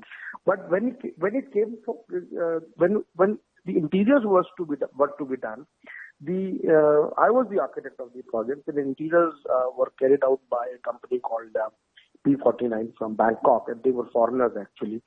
So, but they had designed a restaurant in here which is called Sheesh Mahal. So there are a number of glasses there pasted on the walls and the ceiling of that restaurant, and there is not a single light. I mean, the lighting is done through diyas. So they lit candles and diyas every night for the dinner. So, but the interior was done by this company called P49, but the context was taken from the Sheesh Mahal of the Amer Palace. So the concept but air conditioning is there. I mean, all the modern facilities are there. So there has to be amalgamation of modern facilities which are required for a leisure living, for a luxurious living in a five-star hotel, but the context can still remain a traditional one, the old heritage one. So that would be interesting on the part of architect as well as interior designer to combine these two things. You have the comfort of today with all air conditioning and all the luxurious elements being added, but still the visuals are traditional. The carvings, the color of the designs in the flooring, the wall patterns, or the false ceiling designs, or the colors, they could be traditional. The material could be modern, the design could be traditional. So this becomes a challenge in case for an architect as well as for interior designer to have to combine these contexts. And wherever one architect or interior designer is able to amalgamate these two elements, traditional as well as the modern facilities, I mean, that becomes the best design. So that is very important. You cannot distort heritage. The scale, the proportions, the balance should be absolutely perfect, as well as because since you are going to the product is going to be for a luxurious visitor or a tourist, it has to be absolutely perfect. That is why it is called, it has to be a board for a modern day Maharaja. Right. So as you put it so well, the elegance and beauty of craftsmanship and the efficiency of modern day services, how these come together seamlessly is what the challenge is in heritage hotels. Exactly. For example, I give you one more example. Earlier, the jalis were used to be made of stone because in Rajasthan, stone, sandstone, marble, it's very easily available. So the stone jalis used to be there. But these days, we make jalis out of FRC. We make jalis of metal. But the design of those jalis, the cut of that jali is still the traditional one. The material has changed. The cutting technology has changed, but the design is still the same one. So you have to have this balance actually. Right. Brilliant. So Architect Nandakumar, we have a question for you from Sanjana, and she asks, what are the key design factors distinguishing business hotels from tourist hotels? So you had showcased different typologies of hotels in your talk. The Marigold showed, exemplified elegance, whilst Avasa, you mentioned, was intended as a business hotel, and that the design incorporated more sort of energetic, keeping the target group in mind. So what is what are the key differences that, between the leisure hotels for leisure and business hotels, since both of them demand experiences of a certain kind? Okay. So the first thing that distinguishes a business hotel and a leisure or tourist hotel is the clientele, right? Right. The business hotel is somebody who's traveling, the client is somebody who's traveling for business. He's there for a much shorter period of time compared to a leisure hotel. So a business hotel, sometimes the guest is just staying for the day. He's come for a meeting, which he attends, and then so essentially the time he spends at the hotel might be a lot less than the leisure client. So you've got to cater all the facilities to that kind of a thing. So a business hotel would be during the day, more or less most of the guests are out taking their meetings somewhere or having meetings within the hotel. And they just come back for the night and they want some kind of food and beverage service, and then they'd like a good night's sleep. So the kind of bed, the shower, those kind of things get, but the period of stay is a lot less. In terms of days, the leisure traveler is going to spend maybe a week or 3 to 4 days. So they'd like to have a lot more kind of leisure on the property than off it. So you could clearly see the distinction between what Gyanendraji's the resort and leisure work and my projects which are more urban. So there's that clear distinction in the types of facilities that happen. Correct. Yeah. Thank you, Dr. Nandakumar. The fact that you stated that the clientele, the user group, what needs to be taken into consideration to design that brings up small details and the requirement of probably conference rooms versus maybe huge banquet halls. These kind of difference what go into business versus and of course the context itself. Hotels are generally in and leisure hotels they have the luxury of larger size the landscaping. So urban context, smaller size, all those things they distinguish clearly. Right. Correct. So, Architect Gyanendra, we have one more question for you from Ritesh.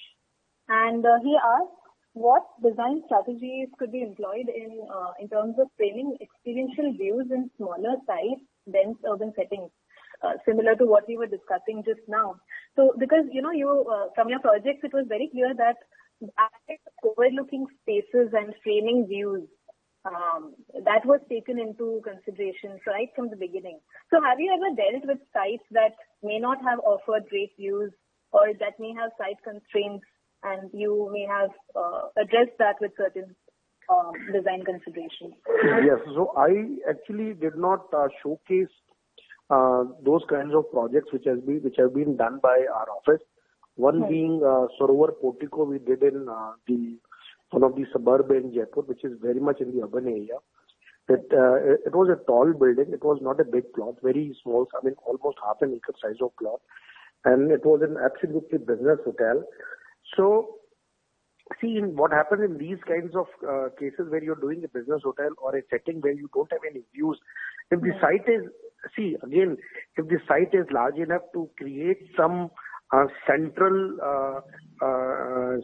space wherein all the rooms can overlook, for example, a garden area or a swimming pool area. So maybe then you create certain areas inside the campus wherein all the rooms and the restaurants and all those kinds of things can overlook that. So you need not cater to the outside view. But in case you don't have that big area, in that case, definitely views will be, there from the outside of the whole urban setting. In that case, you can't help in it. So again, it would depend upon the site. How big is the site? If the site is small, you have to have the views from outside. And if the site is big enough, and then you can create in the landscape design certain elements wherein the views can be had from the inside. But As far as the hotels are concerned, resorts are concerned, we should actually target, as Nandakumar ji very clearly said, we should target the audience. If the audience, if the guest, the audience is going to be business tourist, they would be only they would only want a good property, they would want a good room, toilet, the lift facilities, the F&B facilities, the checking process, the checkout process. They would be only looking at that. They are not bothered. Sometimes it happens we go to Bombay or Delhi for a day's meeting. We don't actually see outside. We go use our room, sleep, and just we go out. So business visitors are like that. But if it is going to be for a luxury if it is going to be a property where people are going to stay, spend some time, live there for 2-3 days, in that case, the property would need something else also. The property would need a good swimming pool, they would need a clubhouse, they would need other activities for kids, elderly, for young, to engage themselves in actually. So again, would depend upon what is the requirement. Let's not bother about the views. In that case, let's bother about what facilities we are providing and how efficient is the design. Right. In fact, make to get in that sense. Even the project that architect Nandakumar showcased, Avasa, which was in a dense, you had sort of carved out the hotel in such a way to incorporate greens in those intermediate terraces. So wherever possible, probably carve out spaces and try to incorporate. So this property which I was talking about in Jaipur, we did it over 40. It is a 10-floor building, and we didn't have any space on the ground floor to accommodate the swimming pool. So we did a very good terrace. We did a very good swimming pool at the top, rooftop, with infinity edge, so that from the infinity edge you can see the whole city. And then since we did a very good swimming pool, we did a evening restaurant, outdoor al fresco dining at the rooftop, which is only open for dinner. So the whole terrace came up very well. So, I mean, you still can create these kinds of spaces if you don't have space on the ground floor. I mean, all would depend upon your design and the conditions. Right. So I think I will take one last question. I think Geeta has posed a very interesting question on the chat box. So she asked, I would like both of you to respond to. So, architecture and interior design need in spaces for hospitality. So often we kind of find in projects that are in both your projects, we saw that there are many consultants involved. Often what happens, the case is that when architects and interior designers work, there might be some disconnect, and the spaces may probably reflect that disconnect. So from both of your experiences working with different teams, how does one ensure that the two are seamlessly connected? So, Architect Nandakumar, would you want to respond to this? Okay. So hospitality projects normally would need large teams, and you have to adjust and work with multiple teams coming from multiple locations because that's the nature of the job. And to deliver a project of that kind of complexity, you'll have to work with large teams. And we've learned that on both these jobs. So for us, these were our first hospitality jobs. Otherwise, we've done one restaurant before or anything. So one of the things we were the local architect on Marigold, even though the architect is from Bombay. But we continued to do the interior design. On Avasa, we were the architect who continued to be the local interior designer for the consultant who came in from abroad, right? And so there was this overlap that was there, and then we never had, there was never a disconnect between both. So it flowed into each. For both the jobs, we coordinated the services on both the jobs. Marigold and Avasa. So we have to coordinate between the architecture and the interior designer to do those coordination things.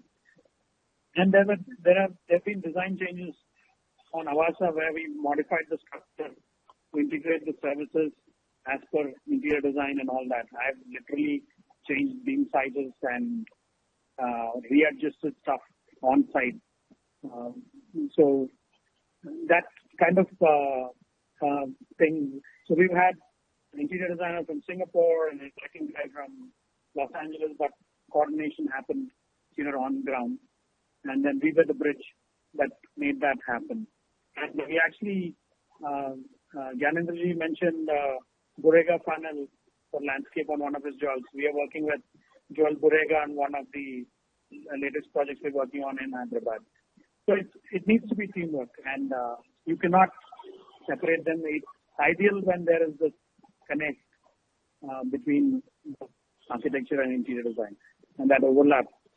So we clearly explain where we're coming from, and we take their input, and then we make sure it goes smoothly.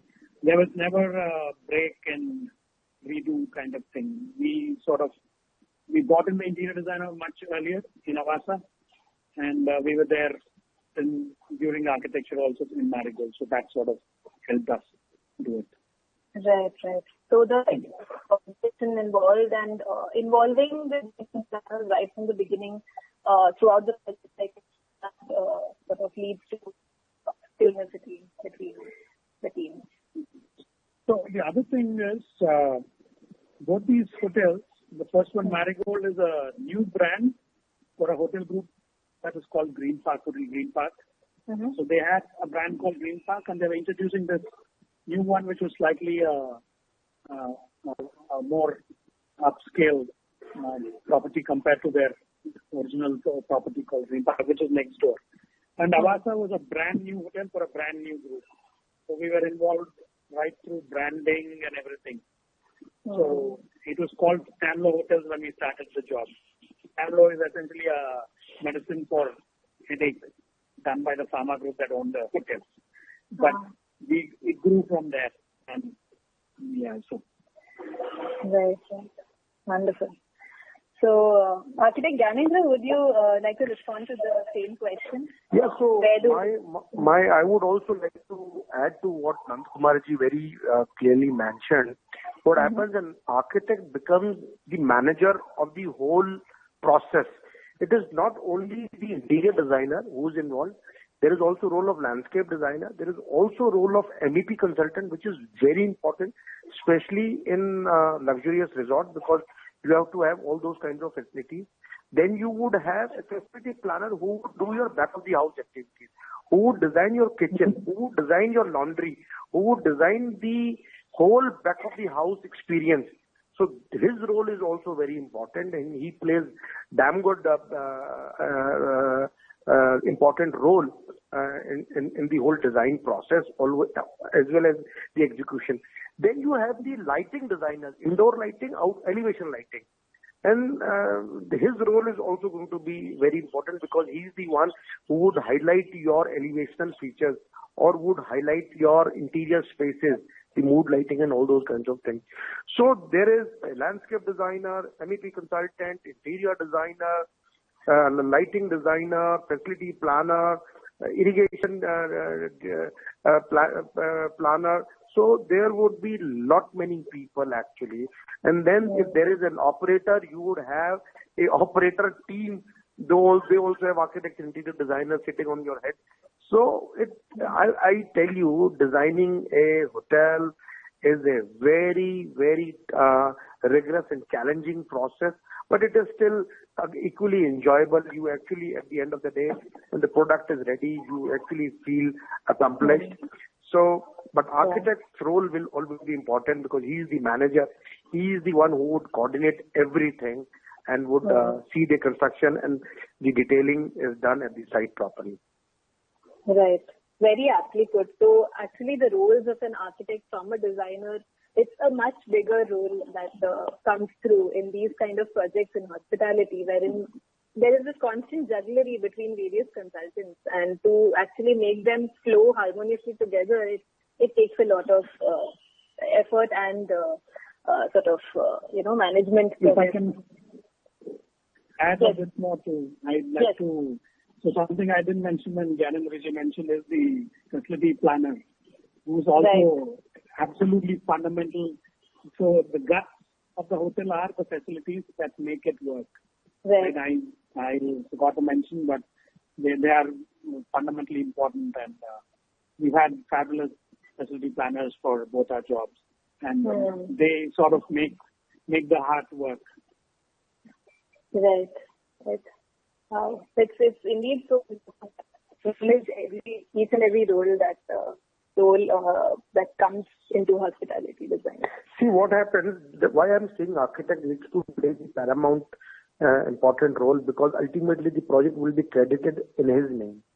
So he has to have that leadership. He has to show that leadership wherein he basically coordinates with everyone and actually get the product in place, which is actually original design of the architect. So I believe the architect has the most important role to play in such properties.